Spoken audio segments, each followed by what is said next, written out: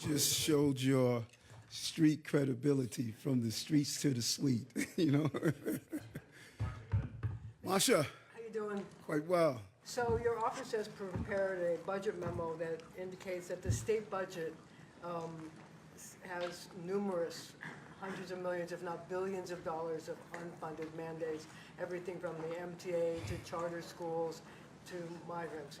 If you can't get the legislature to roll back some of these unfunded mandates, will you have to do massive cuts to services, and what will be affected? I had a conversation with the executive chamber this morning to go through the budget. There's some good items in the budget, but the fiscal aspects are concerning to us.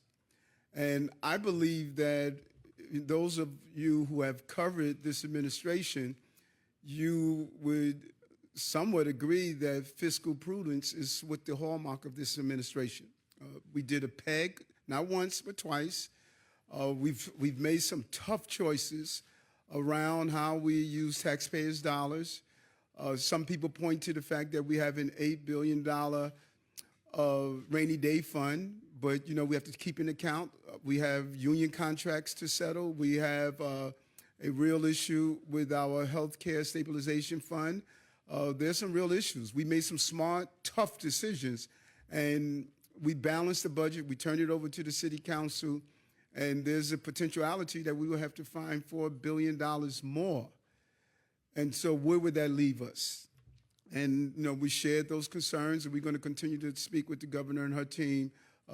We just believe that New York City, we have really done our share of being fiscally responsible and ensuring that we take on the surprise additive that we had to endure. $4 billion, where will it leave you? What will you have to cut if you have $4 billion in unanticipated costs? We are looking deeply, and every New Yorker would feel the pain of that. Mr. Mayor, so last month... Bernadette. How are you? You. Good.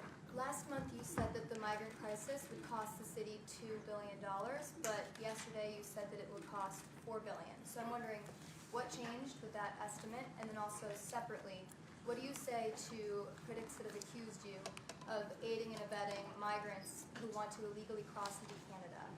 Okay, I didn't say $4 billion. 1.4 billion this fiscal year, 2.8 the next. Those are the numbers. 1.4 this, 2.8 the next. And those critics, you know, New York, 8.5 million people, 35 million opinions. You know, so those critics who say we are aiding and abetting, I don't know where they're getting that from. We are not telling anyone to go to any country or state. People who arrived here and already had other destinations in mind were basically compelled to come to New York. And when they're part of our intake process and we speak with people and they say their desire is to go somewhere else, there's a host of partnerships from the Catholic Charities to others that have been coordinating with people to get to their final destination. So there's no coordinated effort. We don't have a website. We don't have a recruitment campaign. We're not telling people go to another country. What we will do, we're going to have a destabilization, or what I should say is a decompression strategy. This is a statewide issue, and we've called on the governor and others as we called on the country. This is a national problem, and there should be a decompression strategy at the border, and we're going to figure out a decompression strategy for our city. Now, the two figures that you just mentioned does add up to $4 billion now, so what went into that assessment? Right, well, you know, I was never an expert in math, as you know. I mean, you've been to the shelters, you've slept at the terminal. What is taking up the bulk of the city's costs? And again, why is it $4 billion? I mean, Comptroller Lander said within 3 years it would cost the city $3 billion. So what's going into city? We were constantly stating to everyone who asked, the targets were moving. We were trying to get the final numbers. And the reason we did that is so we won't be here. If we would have given you $300 million last year, and then we tell you 1.4 million, then argue with, well, why did you say 300 million? That's why we kept saying we need to look at these numbers. People were still coming in. We're still getting a heavy influx. Those numbers may grow also. So we know that this is a moving target. There's a lot of uncertainty. And so when Jock from the budget office was able to come up with some good numbers that we can turn over, we did just that. We were unclear of the exact numbers because it kept moving. And so now we're at a place where we're comfortable of saying $1.4 billion. Mayor, back to this memo. It also spoke about how the governor's proposal for migrants only would cover about 29% of shelter costs. Are you frustrated with the state that they still haven't spent as much as you would like on this migrant crisis here in the city? And second part of this question, you know how Albany works.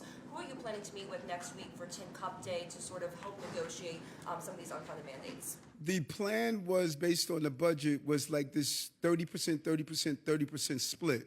Where we would pick up 30, the state picks up 30, and the feds picks up 30. The Hakeem Jeffries is not in the majority. He's not the majority leader. He's the minority leader. If we look at the history of a Republican-controlled Congress who they don't want to do comprehensive immigration reform, if we're counting on their 30% split, that just doesn't add up. So we need to make sure that we have a foolproof plan to address this national issue, and we don't see the help coming from a Republican-controlled Congress.